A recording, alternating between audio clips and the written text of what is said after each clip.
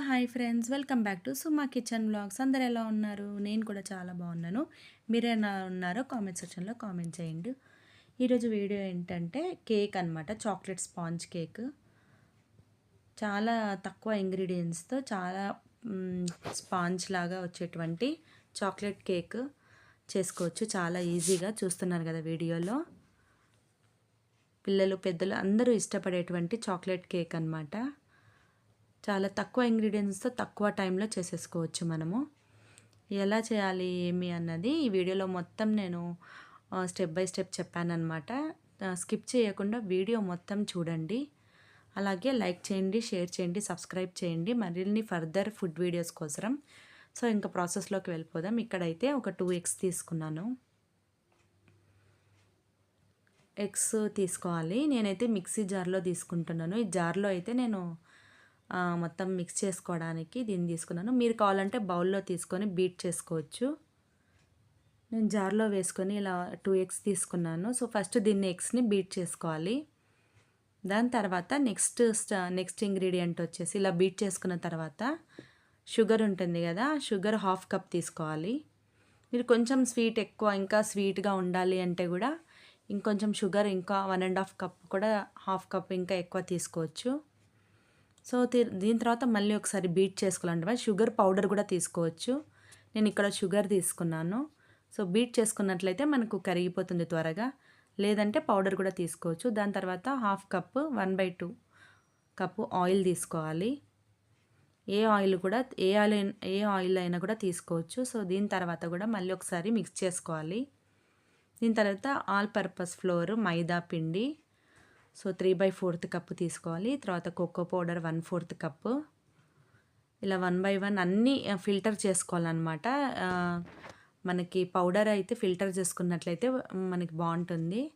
So ఇవన్నీ baking powder ఇవన్నీ వేసుకోవాలి. 1/2 కప్పు పాలు. దాని తర్వాత vanilla essence 1 tablespoon, 1 teaspoon అనమాట. టీ స్పూన్ వేసుకొని బాగా ఇలా మిక్స్ చేసుకోవాలి. బీటర్తో కానీ లేదా బౌల్లో కూడా మీరు మిక్స్ చేసుకోవచ్చు. నేనైతే ఇలా మిక్సీ వేసేసుకున్నా. సో ఈ కన్సిస్టెన్సీ వచ్చేంత వరకు మనం వేసుకొని బాగా బ్యాటర్ అయితే రెడీ చేసి పెట్టుకున్నాం. దీని తర్వాత ఇది బటర్ పేపర్ అనమాట. బటర్ పేపర్ తీసుకొని మనం రెడీగా చేసుకోవాలి. సో నేనైతే ఇక్కడ మైక్రో ఓవెన్లో చేసుకుంటున్నాను. ఇక్కడైతే ఒక బౌల్ పెట్టుకున్నాను.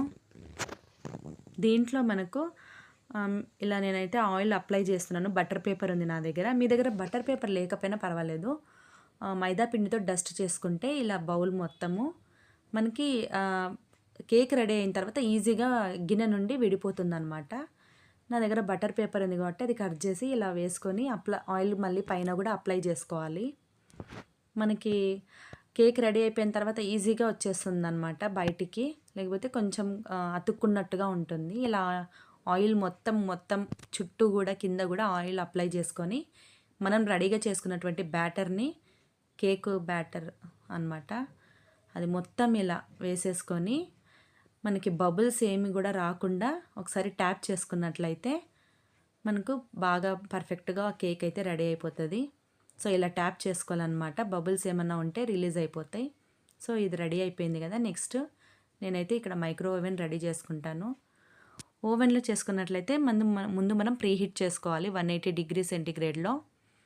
దీనికి 10 మినిట్స్ టైం పడుతుంది ప్రీ హీట్కి.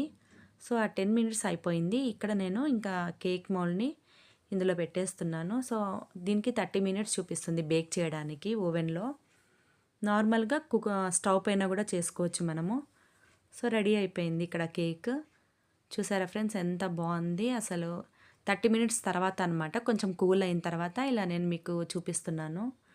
చాలా బాగా వచ్చింది. టేస్ట్ కానీ స్పాంజ్ లాగా నిజంగా వచ్చింది. పిల్లలు పెద్దలు ఎవరైనా కూడా ఇష్టపడతారు. ఈజీగా చేసుకోవచ్చు వీకెండ్స్లో, బర్త్డేస్కి కానీ ఏ ఫంక్షన్ ఉన్నా కూడా. సో తప్పకుండా ఈ వీడియోని మీకు ట్రై చేయండి. సో వీడియో నచ్చినట్లయితే ప్లీజ్ లైక్ చేయండి, షేర్ చేయండి, కామెంట్ చేయండి. మరిన్ని ఫర్దర్ ఫుడ్ వీడియోస్ అయితే నేను డైలీ అప్లోడ్ చేస్తుంటాను. చూసారు కదా ఇక్కడ చూడడానికి చాలా బాగుంది కదా, అలాగే తినడానికి కూడా అంతే టేస్టీగా ఉంది. So thanks for watching.